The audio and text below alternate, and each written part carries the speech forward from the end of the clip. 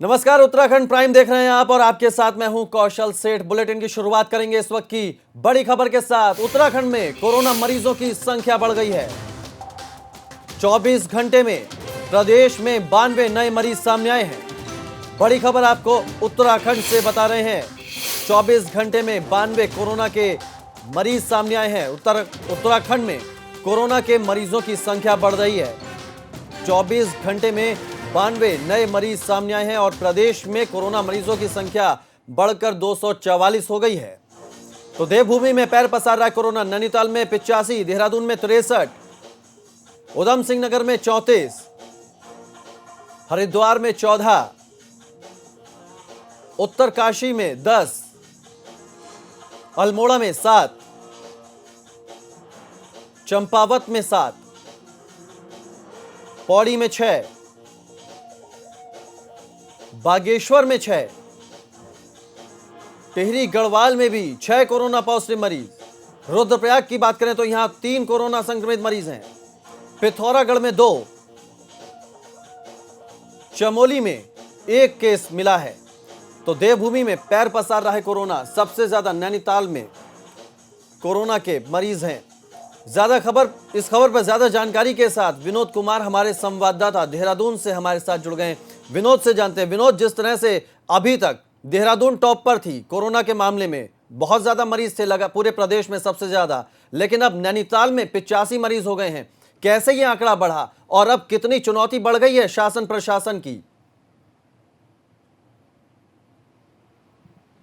देखिए, चुनौती तो बहुत है सरकार के सामने और स्वास्थ्य विभाग के सामने कौशल। और ये भी देखना होगा कि जिस तरह से लगातार कोरोना मरीजों की संख्या में इजाफा होता जा रहा है, ये सबसे बड़ी चुनौती सरकार और स्वास्थ्य विभाग के लिए है। अगर बढ़ती संख्या की वजह बताएं तो सबसे बड़ी वजह है कि ये जो लगातार उत्तराखंड में उत्तराखंडी प्रवासी उत्तराखंडी पहुंच रहे हैं, उनकी वजह से ही पूरे उत्तराखंड का मैकेनिज्म बदलता जा रहा है, यानी बिगड़ता जा रहा है। और यही वजह है कि लगातार महाराष्ट्र, तमाम अन्य राज्यों के साथ साथ जहां पर भी प्रवासी उत्तराखंडी हैं जो उत्तराखंड में अब आ रहे हैं, उनकी वजह से ये संख्या में बढ़ोतरी की जा रही है।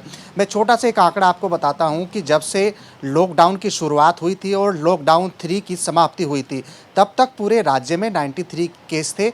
और अब ये देखिए कि जिस तरह से पिछले एक सप्ताह से लॉकडाउन 4 की शुरुआत हुई है, यानी 18 मई से लॉकडाउन 4 की शुरुआत हुई थी पूरे देश में और प्रदेश में, तमाम तब से लेकर अब तक 151 मामले राज्य में हो चुके हैं। और यही वजह है कि लगातार बढ़ती संख्या, सिर्फ जिनकी वजह यही है कि लगातार तमाम देश के कोने कोने से निकलकर प्रवासी उत्तराखंडी अब यहाँ पर पहुँच रहे हैं। ट्रैवल हिस्ट्री उनकी यही है कि लगातार ट्रेनों के माध्यम से, बसों के माध्यम से जो उत्तराखंड के अलग अलग जनपदों में पहुँच रहे हैं। तो पूरी दुर्दशा यानी स्थिति, पूरा मैकेनिज्म राज्य का बदलने की अगर कोई कारण है तो ये प्रवासी उत्तराखंडी है, जिनकी वजह से लगातार अब राज्य की संख्या कोरोना मरीजों की 244 हो गई है कौशल। और ये देखना भी होगा और ये अब चिंताजनक भी है कि लगातार उत्तराखंड ने कहीं ना कहीं सर्वाइव किया था, लेकिन अब जरूर इस सप्ताह ये ऐसा सप्ताह है कि लगातार कोरोना की मरीजों की संख्या में लगातार इजाफा होता जा रहा है। यही वजह है कि सैकड़ों केसेस रोजाना मिल रहे हैं और पूर्व की अगर कल देखें तो 92 केस पूरे उत्तराखंड से आए हैं। ये बड़ी चिंताजनक स्थिति पैदा करने वाली बात होगी कौशल। और यही वजह है कि लगातार अब बढ़ती संख्या पर सरकार कैसे नियंत्रण रखे, कैसे कंट्रोल करेगी, वो उनके सामने तो चुनौती तो है ही है। साथ ही साथ अब लगातार उत्तराखंड में जो उत्तराखंडी आ रहे हैं उन पर किस तरीके से स्वास्थ्य परीक्षण, तमाम व्यवस्थाओं को कैसे सरकार रखेगी, ये भी एक चुनौती होगी। लेकिन इतना माना जरूर जा रहा है कि लॉकडाउन 4 की शुरुआत से ही कि अब 151 मामले अब तक मिलना बड़ी चिंताजनक जरूर है। लेकिन अब लगातार ये भी देखना होगा कि अभी भी बहुत सी संख्या ऐसी है जो उत्तराखंड में आना बाकी है। अलग अलग इलाकों में पहुंचेंगे, चाहे वो ट्रेन के माध्यम से यहाँ पर पहुंचे, बसों के माध्यम से यहाँ पर पहुंचे, लेकिन अब जो 244 की संख्या है उस पर जरूर अब इजाफा और होगा कौशल। और ये देखना भी होगा कि जो चुनौती सरकार के सामने है उससे वो कैसे निपटेगी और किस तरीके से जो तमाम स्वास्थ्य सुविधाएं हैं, व्यवस्थाएं हैं, उसको कैसे सुचारू रखेगी, व्यवस्थित रखेगी,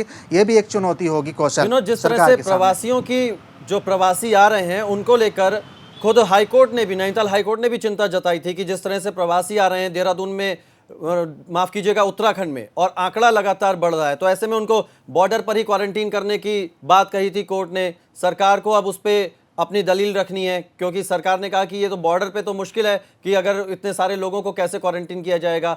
अब जब ये आंकड़ा बढ़ रहा है तो ऐसे में ये मुश्किल कितनी बढ़ गई सरकार के सामने कि अब जो लगातार कोरोना के मरीजों का आंकड़ा बढ़ रहा है, अस्पतालों की व्यवस्था या उनके लिए क्वारंटीन सेंटर की व्यवस्था, इसको मेंटेन करना, ये कितनी बड़ी परेशानी है अब?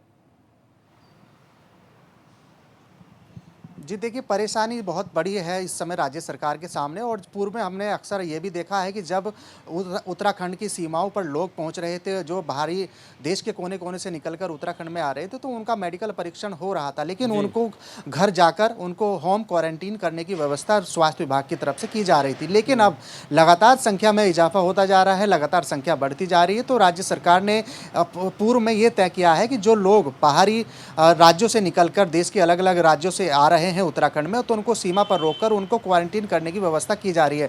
लेकिन अब संख्या लगातार बढ़ती जा रही है, लोगों की संख्या बहुत भारी है, ज़्यादा है कि जो लोग निकल कर आ रहे हैं उनको ऐसा संभव नहीं है कि उनको सीमा पर ही क्वारंटीन किया जाए। जी। अब तमाम व्यवस्था को लेकर राज्य सरकार के हाथ पाँव ज़रूर फूलने लाजमी है, क्योंकि व्यवस्था इतनी चरमरा चुकी है और लगातार कल ही 92 केस उत्तराखंड में आए हैं, तो ये भी ज़रूर देखना होगा कि आखिरकार किस तरीके की व्यवस्था है। लेकिन सीमा पर लोगों को क्वारंटीन करना एक बड़ी चुनौती होगी और व्यवस्था तमाम बिगड़ने वाली है राज्य की। ये भी जरूर माना जा सकता है कि अब जिस तरह से लगातार उत्तराखंड में अभी लाखों की संख्या जो देश के अलग अलग अभी कोनों में है उत्तराखंड के लोग, उनका भी आना शुरू होगा। वो भी आएंगे, ट्रेन के माध्यम से आए या बसों के माध्यम से आए, लेकिन अब तमाम व्यवस्था चरमराने की जरूर यहाँ आशंका जताई जा रही है। लेकिन अब राज्य सरकार भी सचेत है, अब वही व्यवस्था किस तरीके की रखेगी वो देखने वाली बात होगी। लेकिन अब पूरे राज्य में अब तक 244 केसें हैं और कई अभी तक मैं आपको ये भी बता दूं कौशल कि लाखों की संख्या अभी है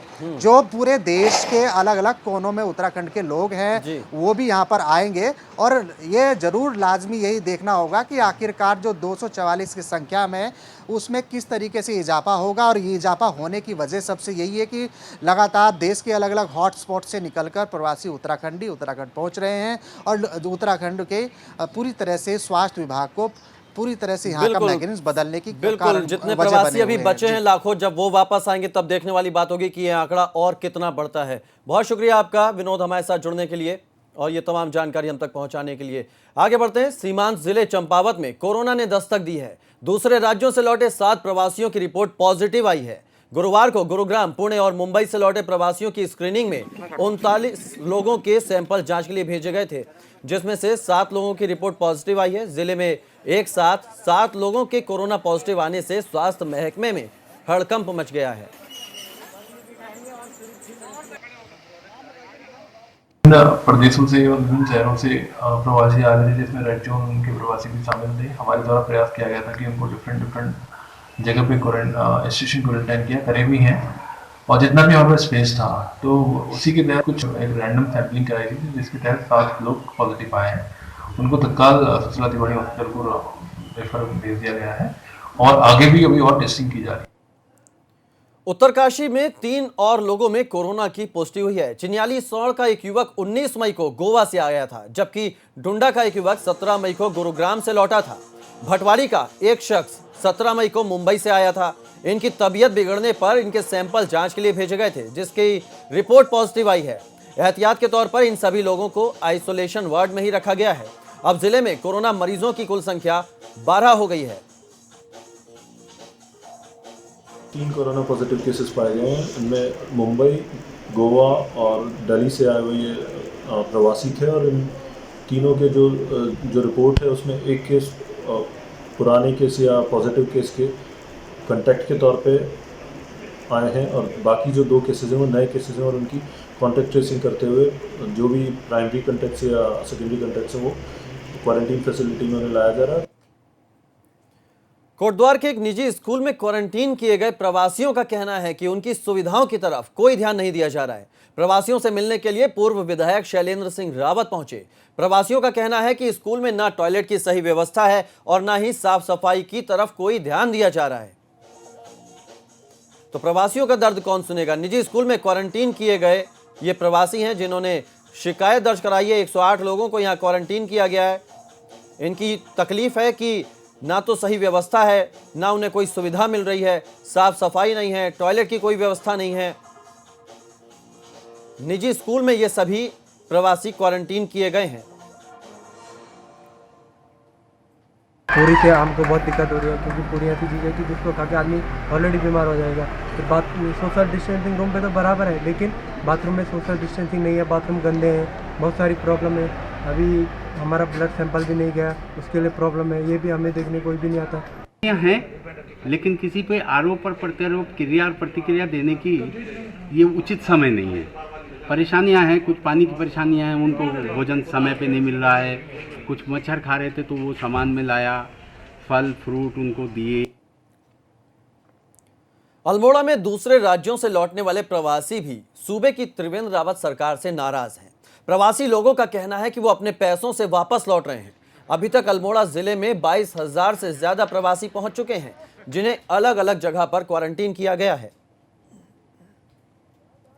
आए हैं सर, आगे जाना है जबरानी बैंड। अच्छा, हाँ। तो अल्मोड़ा पहुँच में क्या मेडिकल चेकअप हुआ? हाँ, मेडिकल चेकअप हुआ सर, कल वहाँ हुआ था हल्द्वानी में और यहाँ भी हुआ। हाँ, वहाँ से अपने किराए से आ रहे हैं, पूरे 9-10 हज़ार रुपये लगा के आ रहे हैं। कोई व्यवस्था नहीं है सरकार की। हमारे यहाँ पर ये लोग आ रहे हैं जो अभी मुंबई से भी बहुत लोग आए हैं, तो उनको हम लोगों ने इंस्टीट्यूशनल क्वारंटीन किया गया है, कर रहे हैं। अभी अब तक हमारे वहाँ डीना पानी और ये जो हमारा है होलीडे होम है और अभी होटल सुनीता, इन 3 जगह हम लोगों ने इनको इंस्टीट्यूशनल क्वारंटीन किया गया।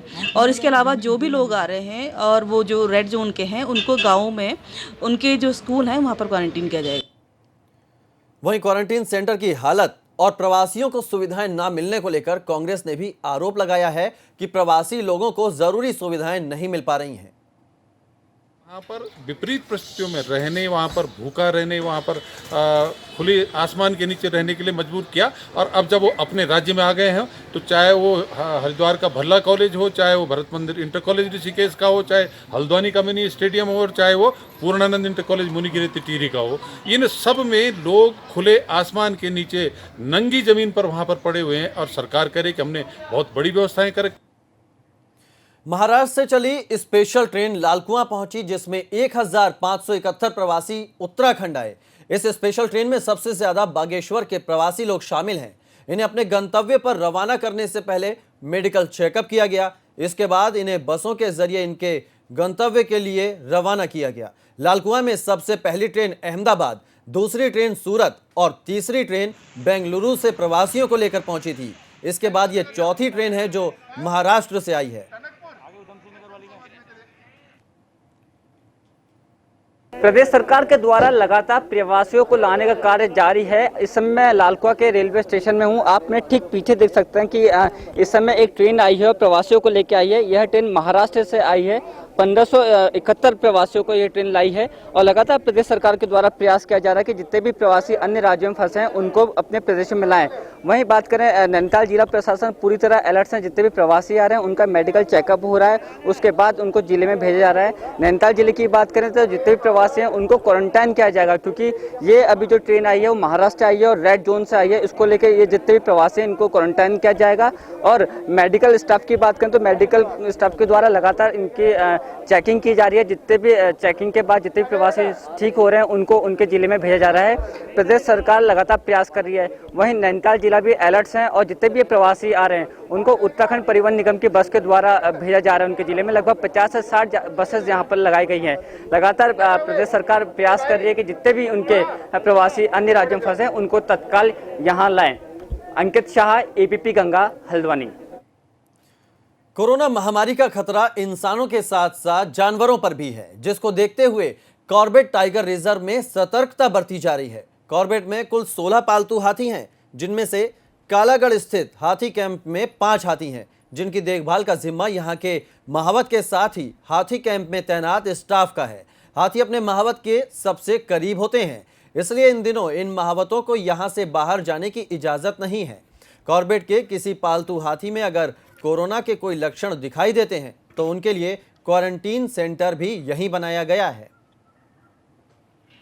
कॉर्बेट नेशनल पार्क में हाथी कैंप बनाया गया है, जहां पर कोरोना से बचाने के लिए उनको तमाम तरह के इंतजाम किए गए हैं। वहां पर आइसोलेशन वार्ड भी बनाए गए हैं। किस तरह से उनका देखभाल हो रही है, हमारे साथ बात करने के लिए कॉर्बेट पार्क के डायरेक्टर हैं, बात करेंगे। सर, किस तरह से आप लोगों ने व्यवस्था की है इन हाथियों की और अन्य जानवरों की, और किस तरह से आपने सेंटर बनाए हैं इस हाथी कैंप में? कुछ दिन पहले जो एक खबर आई थी कि अमेरिका के एक ज़ू में कुछ पालतू पशुओं को, खासकर टाइगर्स को कोरोना संक्रमित पाया गया है। उस चीज़ को ध्यान में रखते हुए जो हमारे एनिमल्स हैं, खास करके जो हमारे कैप्टिव एलिफेंट्स हैं और जो हमारे स्निफर डॉग्स हैं, उनको किसी भी प्रकार का कोरोना संक्रमण ना हो, उसके लिए सारे उपाय किए जा रहे हैं। हमारा कालागढ़ में जो हाथी कैंप है उसमें उसको पूरी तरह सैनिटाइज किया गया है और वहाँ पर आइसोलेशन की व्यवस्था की गई है। यदि किसी भी हाथी में इस तरह की कोई भी लक्षण पाए जाते हैं तो उसका प्रॉपर चेकअप और उसको आइसोलेशन में रखा जाएगा। जो भी हमारे अभी वर्तमान में 15 कैप्टिव एलिफेंट्स हैं, जिसमें 5 जो हैं कालागढ़ हाथी कैंप में हैं। लगातार वेटनरी ऑफिसर सभी एलिफेंट्स को और जो हमारे पालतू पशु हैं उसको लगातार मॉनिटर कर रहे हैं और किसी भी ऐसी स्थिति में आइसोलेशन और क्वारंटीन की कार्रवाई की जाएगी। इन हाथियों के अलावा और भी कई ऐसे जानवर हैं जिनको यहाँ पर रखने की व्यवस्था की गई है, ताकि अगर किसी में ऐसा लक्षण दिखाई देते हैं तो उनको यहाँ पर रखा जाए और उनका इलाज इसी हाथी कैंप में किया जाएगा। वीडियो जर्नलिस्ट इफ्तिकार हुसैन के साथ दानिश खान, एबीपी गंगा, कालागढ़। उत्तराखंड में सड़क हादसे के दौरान अपनी जान गंवाने वाले कांस्टेबल संजय गुर्जर के परिवार को प्रदेश सरकार की तरफ से आर्थिक मदद दी गई। सीएम त्रिवेंद्र सिंह रावत ने संजय की पत्नी को 10 लाख रुपए की आर्थिक सहायता का चेक दिया। साथ ही सीएम ने डीआईजी को निर्देश दिए कि संजय गुर्जर की पत्नी प्रियंका की पुलिस विभाग में जल्द नियुक्ति की जाए।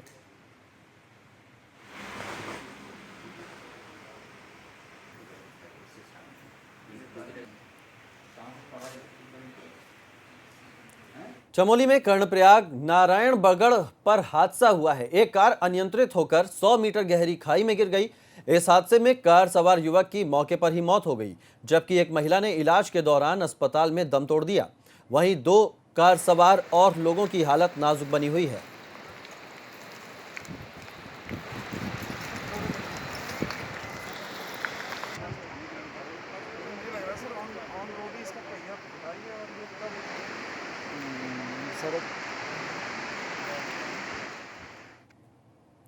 एक छोटे से ब्रेक लिए रुक रहे हैं, फौरन वापस लौटते हैं।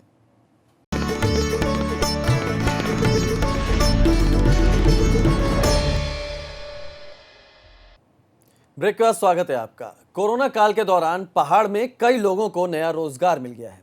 श्रीनगर में एक शख्स ने कई महिलाओं को रोजगार दिया है। कोरोना की वजह से अब ये लोग कपड़े की सिलाई का काम छोड़कर मास्क बनाने का काम कर रहे हैं। इन मास्क को बाजार में सप्लाई किया जा रहा है, जिससे इन महिलाओं को रोजगार मिल रहा है। सर, हम यहाँ पे कुछ अनाज जी के यहाँ काम करते हैं जी। हम यहाँ पे 100-150 से ज़्यादा मास्क बनाते हैं, सुबह 8 बजे से 1 बजे तक। अभी परमिशन लेके हम 4 बजे तक काम करेंगे। खटीमा में खनन के क्षेत्र में लगे ट्रैक्टर ट्रॉली से हादसा हो गया। इस दौरान ट्रैक्टर ट्रॉली के नीचे दबने से चालक की दर्दनाक मौत हो गई। हादसा उस वक्त हुआ जब सितारगंज के उखरौली इलाके में कैलाश नदी से खनन किया जा रहा था। चालक ट्रैक्टर ट्रॉली से खनन सामग्री लेकर निकल रहा था। इसी दौरान हादसा हो गया। मृत अवस्था में लाया गया है साधुनगर से। ऐसा बताया जा रहा है कि ट्रैक्टर से ये लोग काम कर रहे थे नदी में और ट्रैक्टर पलटने के कारण ये दब गया उसके नीचे और उसकी मृत्यु हो गई। तो सर ये मृत अवस्था में लाया गया। एक तरफ पूरा देश कोरोना की वजह से परेशान है, इस बीच भाजपा के कुछ नेता मक्खनबाजी में लगे हुए हैं। देहरादून में भाजपा के कुछ नेता मोदी चालीसा का पाठ करते हुए नजर आए।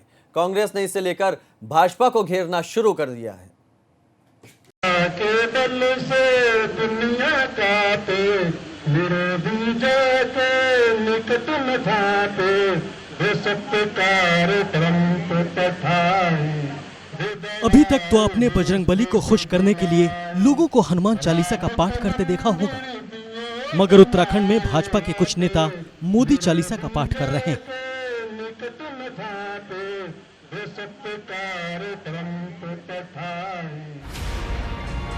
एक तरफ पूरा देश कोरोना के खिलाफ जंग लड़ रहा है, इस बीच भाजपा नेताओं को कुछ और ही सोच रहा है। ऐसे समय में क्या ये सब करना ठीक है? सरकार को घेरने की फिराक में बैठी कांग्रेस ने इसे मुद्दा बना लिया है। कांग्रेस का कहना है कि ये देवी देवताओं का अपमान है। उत्तराखंड का एक मंत्री और एक विधायक धन सिंह रावत जी और जो विधायक हमारे मसूरी के गणेश जोशी जी, इनके द्वारा मोदी आरती गाई गई है। इन्होंने मोदी आरती बनाई है, तो इन लोगों को शर्म आनी चाहिए कि हिंदू देवी देवता, जो कि सनातन धर्म में हम लोग किसी भी देवी देवता की तुलना कभी नहीं करते, हमारे सनातन धर्म की परंपरा है, लेकिन इन्होंने एक मनुष्य की तुलना भगवान से की, इनको शर्म आनी चाहिए।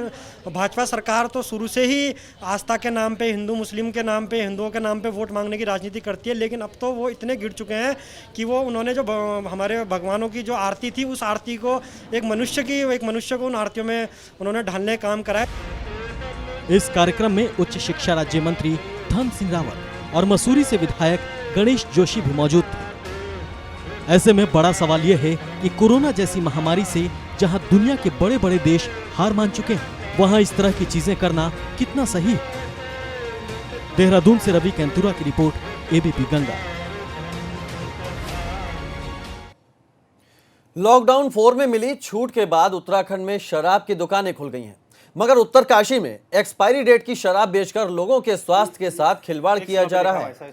ब्रह्मखाल में शराब की दुकान पर एक्सपायर हो चुकी बियर को खुलेआम बेचा जा रहा है। ये हमें क्वार्टर से लेके बोतल तक जो भी इनका प्राइस है 5 से नहीं, लेकिन बस 10, 20 या 30 रुपए 40 रुपए एक्स्ट्रा लेते हैं। और हमें जो बियर अभी थोड़ी देर पहले ली थी, जबकि एक्सपायरी डेट थी 6 महीने पहले इसकी खत्म हो चुकी थी, 6 महीने बाद हमें बेच रहे हैं।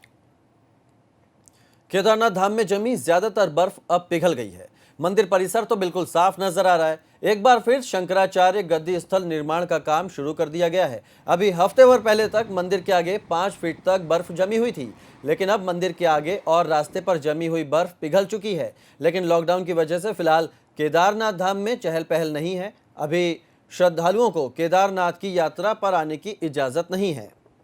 केदारनाथ के जो 3 बड़े प्रोजेक्ट थे जो हमने 2019 में जो छोड़े थे, उन पे हमने काम शुरू कर लिया है। जैसे इसमें आदि गुरु शंकराचार्य की समाधि है, इस पे काम जोरों से चल रहा है। तीरथ पुरोहित के जो भवन हमने आधे बना के रखे हुए थे, उन पे भी हमारा काम शुरू हो गया। और जो थोड़ा बहुत सरस्वती घाट पर जो आस्था पथ बन रहा था, उसका जो फिनिशिंग काम है, उस पे भी हमारा काम चल रहा है। उत्तराखंड की कुछ और खबरों का रुख करते हैं फटाफट अंदाज में। चमोली में नेशनल हाईवे 58 पर हादसा, ट्रक से टकराकर बाइक सवार की मौत। खटीमा में खनन के दौरान हादसा, ट्रैक्टर ट्रॉली पलटने से ड्राइवर की मौत।